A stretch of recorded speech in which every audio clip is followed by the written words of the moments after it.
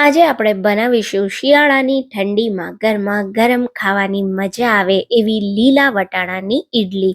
પલાળવા કે પીસવાની ઝંઝટ વગર ફક્ત 5 મિનિટમાં બેટર તૈયાર કરી એટલી રૂ જેવી પોચી અને સોફ્ટ ઈડલી બનાવીશું ને કે ખાવાની જોરદાર મજા આવશે. આ ઈડલીમાં ભરપૂર માત્રામાં વટાણા છે, જેમાં પ્રોટીન અને ફાઈબર રહેલું છે, જે આપણા પાચનને સુધારવામાં અને વજન ઘટાડવામાં પણ મદદ કરે છે. ઈડલી સાથે ખાવાની જોરદાર મજા આવે ને એવી ટેસ્ટી એવી ચટણી બનાવવાના છીએ, જે ફક્ત 2 જ મિનિટમાં બની જશે.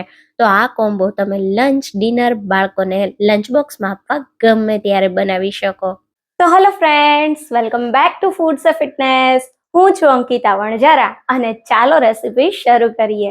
તો હવે સૌથી પહેલા પ્રોટીન અને ફાઈબરથી ભરપૂર સાથે ઠંડીમાં ગરમા ગરમ ખાવાની મજા આવે એવી લીલા વટાણાની મીઠાશ સાથે તૈયાર થતી ઈડલી તૈયાર કરવા 1 વાટકો લીલા વટાણા મિક્સર જારમાં ઉમેરીએ. સાથે 2 તીખા લીલા મરચા અને 1 ઇંચ છીણેલા આદુનો ટુકડો સાથે ફક્ત અડધા ગ્લાસ જેટલું ઠંડુ પાણી ઉમેરી એકદમ સ્મૂથ એવા વટાણાને પીસી લઈએ. તો પીસાયેલા વટાણાને આપણે એક બાઉલમાં કાઢી લેશું. તો વટાણાને આપણે એકદમ સ્મૂથ પીસવાના છે, જેથી આપણી ઈડલીનું બેટર પરફેક્ટ બને. હવે આની અંદર આપણે 1 વાટકા જેટલો ઝીણો રવો ઉમેરીશું.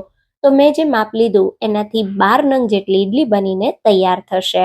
હવે આની અંદર 1 વાટકા જેટલું સહેજ ખાટું દહીં ઉમેરીશું અને 1.5 ટીસ્પૂન જેટલું મીઠું ઉમેરી બધી જ વસ્તુને સારી રીતે મિક્સ કરી લઈએ. તો જો તમને બેટર ઘાટું લાગતું હોય તો તમે પાણી એડ કરી શકો છો, પણ અત્યારે હું આમાં બિલકુલ પાણી નથી ઉમેરતી. બેટરની કન્સિસ્ટન્સી એકદમ પરફેક્ટ છે.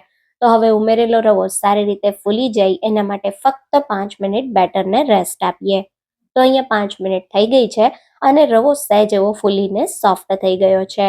તો હવે આ સ્ટેજ પર ઈડલીને સુપર ટેસ્ટી બનાવવા એક વઘાર કરીએ, જેના માટે મેં એકદમ ગરમ 1 ટેબલ સ્પૂન તેલ કરી લીધું છે.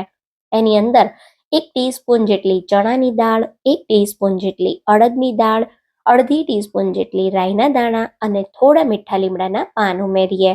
અને રાઈ સરસ ફૂટે સાથે બંને દાળનો હલકો કલર બદલાય એટલે તરત જ આ વઘારને આપણે ઈડલીના બેટરમાં ઉમેરીશું. આ વઘાર સાથે ઈડલી સુપર ટેસ્ટી બનશે. તો તમે જુઓ, એકદમ પરફેક્ટ એવો વઘાર મિક્સ થઈ અને આ રીતનું મીડિયમ કટ બેટર તૈયાર થઈ ગયું છે. તો હવે ઇન્સ્ટન્ટલી ઈડલીને સોફ્ટ અને ફૂલેલી તૈયાર કરવા 1 ટીસ્પૂન જેટલો ઈનો ફ્રૂટ સોલ્ટ ઉમેરીશું. જો ઘરમાં ઈનો ના હોય તો તમે અડધી ચમચી જેટલા કુકિંગ સોડા પણ લઈ શકો છો. તો ઈનોને સારી રીતે મિક્સ કરી બેટરને વધારે રેસ્ટ નથી આપવાનો. અને ઈનો જ્યારે મિક્સ કરો ત્યારે બેટરને ઓવર મિક્સ નહીં કરવાનું. હળવા હાથે ઈનો સરસ ભળી જાય એટલું બેટર મિક્સ થાય એટલે સ્ટીમરમાં પાણી ગરમ કરવા રાખી દેવાનું અને પછી તરત જ ઈડલીની પ્લેટને હલકા તેલથી ગ્રીસ કરી આ રીતે આપણે જે બેટર તૈયાર કર્યું એને થોડું થોડું ઈડલીના ખાનામાં ઉમેરી દેશું. ઈડલીની પ્લેટ એકવાર તૈયાર થઈ જાય એટલે આપણે એને ગરમ થતા પાણીમાં આ રીતે રાખી દેશું અને હાઈ ફ્લેમ પર ઈડલીને 10 મિનિટ માટે સ્ટીમ કરી લેશું.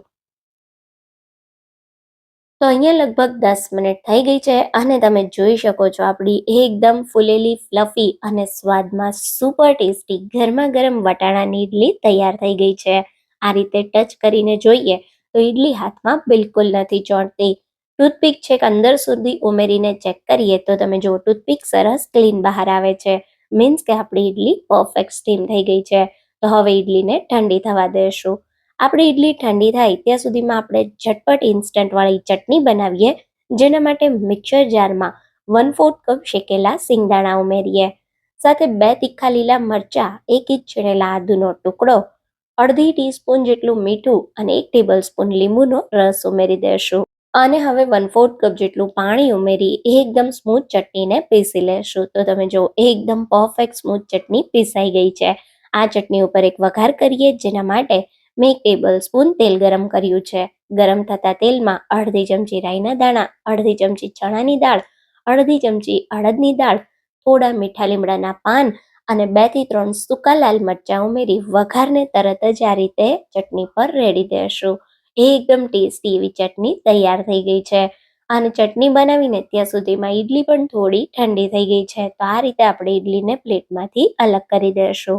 તો તમે જો એ એકદમ રૂ જેવી પોચી અને સુપર ટેસ્ટી, સુપર ફ્લફી, જાળીદાર વટાણાની ઈડલી તૈયાર છે. તો ગરમા ગરમ આ ઈડલીને ચટણી સાથે સર્વ કરશો ને તો ખાવાની ખૂબ જ મજા આવશે. એક ઈડલી તમને આ રીતે તોડીને બતાવું તો તમે જુઓ, એ એકદમ રૂ જેવી પોચી અને અંદરથી એકદમ જાળીદાર. એટલી બધી સ્વાદિષ્ટ છે કે તમને આ ઈડલી ખૂબ જ ભાવશે. એકવાર તમે આ રેસિપીને ટ્રાય કરજો. અને જો ટ્રાય કર્યા પછી મારી રેસિપી તમને સારી લાગે તો વિડીયોને વધારેમાં વધારે લાઈક અને શેર કરજો. તો ફરી મળીશું એક આવા નવા જ ટેસ્ટી ચટપટા વિડીયો સાથે. ત્યાં સુધી થેન્ક યુ ફોર વોચિંગ.